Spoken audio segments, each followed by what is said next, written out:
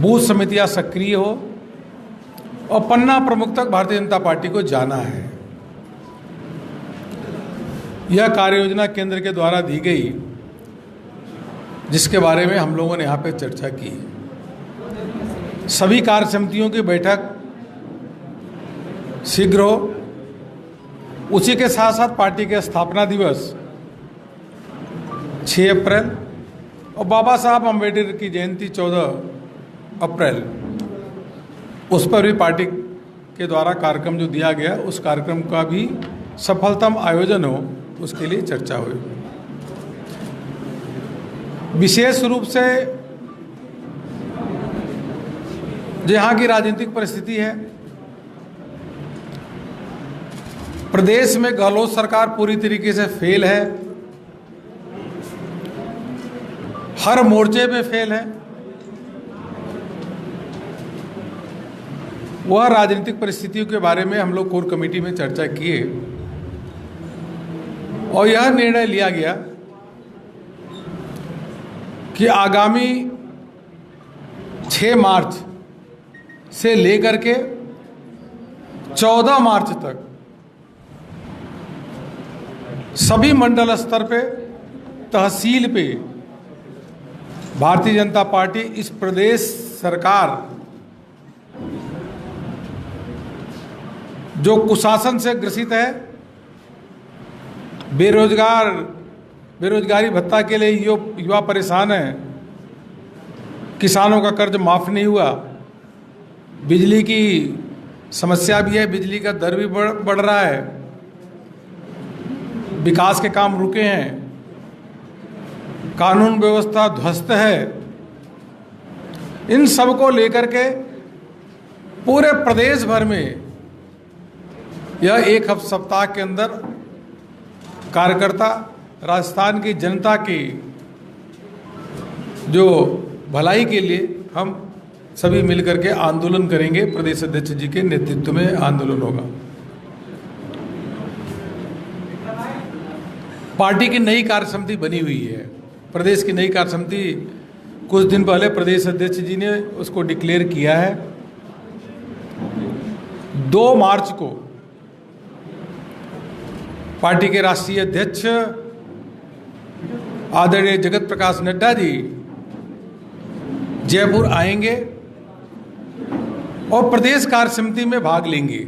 प्रदेश कार्य समिति में उनका उद्बोधन प्राप्त होगा। यहाँ के लाखों कार्यकर्ताओं को उनका मार्गदर्शन प्राप्त होगा। यह मुझको आप सबको बताना था। इसके अतिरिक्त कई और विषय हैं कि किस प्रकार से प्रधानमंत्री मोदी जी के नेतृत्व में जो केंद्र सरकार की चल रही है, उसकी योजनाओं को नीचे तक ले जाना, उसका लगातार प्रचार प्रसार करना, किसानों के बीच में जाकर के किसानों के हित के लिए लिए गए जो निर्णय हैं, किसानों की आमदनी दोगुनी करने की कृषि सुधार अधिनियम के माध्यम से, उसका लगातार जाकर के प्रचार प्रसार करना और कांग्रेस पार्टी के जो नेता हैं, जो नेतृत्व है, जो उनकी नीयत है, उसको भी लगातार भारतीय जनता पार्टी एक्सपोज करेगी। क्योंकि यह कांग्रेस पार्टी के लोग वास्तव में देखा जाए तो एक किसान विरोधी हैं, एक किसानों की भलाई नहीं चाहते। यूपीए के शासनकाल में 10 साल में इन्होंने किसानों का भला नहीं किया। जब मोदी जी लगातार एक एक करके योजनाएं ले आ रहे हैं, चाहे नीम कोटेड यूरिया हो, चाहे सॉयल हेल्थ कार्ड हो, चाहे एमएसपी के 1.5 गुना दाम की बढ़ोतरी करने की बात हो, अलग अलग फसल बीमा योजना हो, पीएम किसान योजना के अंतर्गत पैसा देने की बात हो सीधे अकाउंट में, जब प्रधानमंत्री जी किसानों को अलग अलग प्रकार से लाभ दे रहे हैं और देश भर में जो छोटे किसान हैं उनको इस कृषि सुधार बिल से बहुत बड़ा लाभ होने वाला है। कांग्रेस विरोध करके उन छोटे किसानों के वह अहित कर रही है, वास्तव में कहा जाए तो उनके खिलाफ है। और किसान कभी भी, आम किसान कभी भी कांग्रेस को माफ नहीं करेगा। जो आज ये काम कर रहे हैं वह निंदनीय कार्य है। किसी सुधार जो अधिनियम है उसका जो विरोध कर रहे हैं, बहुत ही किसान विरोधी काम कर रहे हैं। भारतीय जनता पार्टी लगातार जाकर के किसानों को समझाए, किसानों से जाकर चर्चा करेगी और सभी किसान माननीय प्रधानमंत्री मोदी जी के साथ हैं, इतना मुझको आपसे कहना था। बाकी आगामी जो राज्यों के चुनाव है वहाँ स्पष्ट है कि भारतीय जनता पार्टी को बहुत बड़ी सफलता प्राप्त होने वाली है। पश्चिम बंगाल में हमारी सरकार बनेगी और अच्छी तरीके से पूरी मेजॉरिटी के साथ, बल्कि 2/3 मेजॉरिटी के साथ वहाँ सरकार बनेगी। असम में भारतीय जनता पार्टी की पुनः सरकार बनना तय है। पुडुचेरी में भी भारतीय जनता पार्टी की सरकार बन रही है। कांग्रेस की सरकार गई, बची खुची कहीं कहीं कांग्रेस की सरकार बची थी, वो भी गायब होती जा रही है। पुडुचेरी में भी कांग्रेस की सरकार गई। और हम तमिलनाडु और केरल में भारतीय जनता पार्टी को अप्रत्याशित रूप से वहाँ भी सीटों में बढ़ोतरी होगी। चारों ओर माननीय प्रधानमंत्री जी के नेतृत्व में पूरा भाजपा में हो रहा है और कांग्रेस का सूपड़ा धीरे धीरे साफ होता जा रहा है। सभी कार्यकर्ता इन चुनाव में लगे हैं।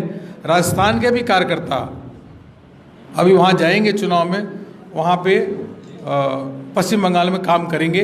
इतना मुझको आपसे कहना था। अगर आपको कोई प्रश्न हो तो आप पूछ सकते हैं। बाकी हमारे प्रदेश अध्यक्ष जी से भी कुछ बात करना होगा तो करेंगे। कोई प्रश्न हो तो आप पूछ सकते हैं। मेरा सवाल ये है कि अभी कोर कमेटी की बैठक थी, बैठक में सतीश पूनिया जी के नारे लगने के बजाय वसुंधरा राजे के नारे प्रदेश का जाने में नारे लग रहे थे। इसका क्या राजनीति मायना निकालते हैं? आप प्रदेश के प्रभारी भी हैं, जबकि नारे सतीश पूनिया के नाम से नहीं, नारे सतीश पूनिया जी के भी लगते हैं, नारे हमारे भी लगते हैं, नारे वसुंधरा जी के भी लगते हैं, नारे तो सभी के लगते हैं। उसमें नारे में क्या दिक्कत है? सभी नेताओं के नारे लगने ही चाहिए। तो क्या आपस के आप लोगों की मतभेद का खुलासा नहीं हो रहा है इससे कि भाई वो भी अरे यार, अरे एक जगह आप जाओगे, अगर नारा दे दो तो हर व्यक्ति का नारा लगता रहता है। नारे में क्या दिक्कत है? तमाम चीज़ों की फीडबैक आपने पहले भी लेगी, उस बैठक में चर्चा की गई। पिछले दिनों जिस प्रकार के बयान राज्य समर्थकों की ओर से आए, क्या उसकी चर्चा हुई? कोई दिशा निर्देश आपने भी दिए इस प्रकार के? देखो, पूरी बैठक में अभी तक के संगठनात्मक कार्यों की चर्चा हुई और जो हमारा प्रदर्शन रहा उसके बारे में भी चर्चा हुई। हम सभी ने प्रदेश अध्यक्ष सतीश पूनिया जी के नेतृत्व में जो भारतीय जनता पार्टी राजस्थान का संगठन चल रहा है, सबने खुशी जाहिर की। अच्छा संगठन की रचना हुई है और चुनाव में भी भारतीय जनता पार्टी को अच्छी सफलता प्राप्त हो रही है। बहुत अच्छी टीम बनी है। मैं भी प्रदेश अध्यक्ष और उनकी पूरी संगठन की टीम को बधाई देता हूं, अभिनंदन करता हूं। अच्छा कार्य हो रहा है संगठन का। सर, जो 20 विधायक हैं उन्होंने अभी एक चिट्ठी लिखी है और ये कहा है कि विधानसभा के भीतर उनको अपनी बात कहने का, मुद्दा उठाने का मौका नहीं मिल रहा। क्या उस पर भी चर्चा हुई है? देखिए, अभी हमने पूरी चिट्ठी देखी नहीं है, थोड़ा सोशल मीडिया में कोई बता रहा था। इतना मैं जरूर कहूँगा कि सभी पार्टी के कार्यकर्ताओं को मिल करके कोई भी ऐसा काम नहीं करना चाहिए जिससे पार्टी का हित हो। सबको मिल करके एक ही काम करना चाहिए कि पार्टी को आगे बढ़ाए।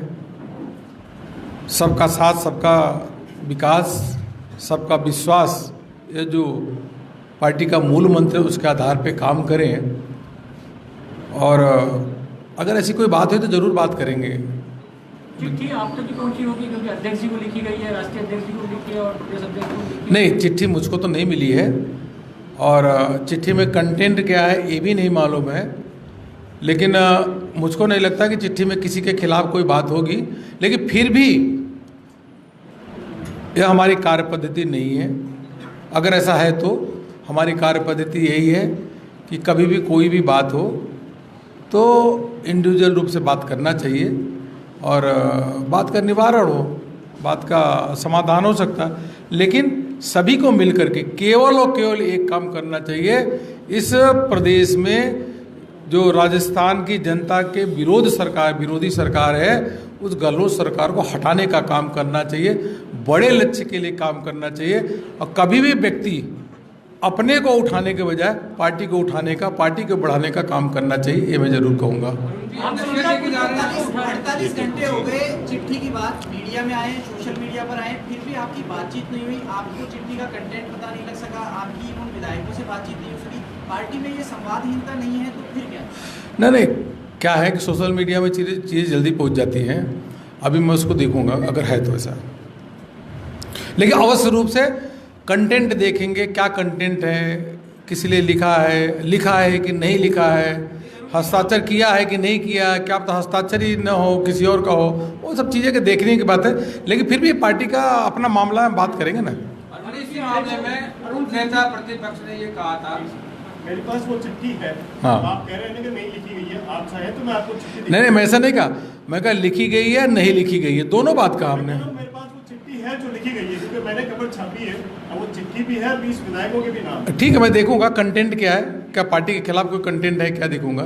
लेकिन फिर भी इसके बावजूद में मैं यही कहूँगा कि अगर लिखी गई है तो किसी भी प्रकार से कभी भी अगर ऐसा सामूहिक कार्य नहीं करना चाहिए।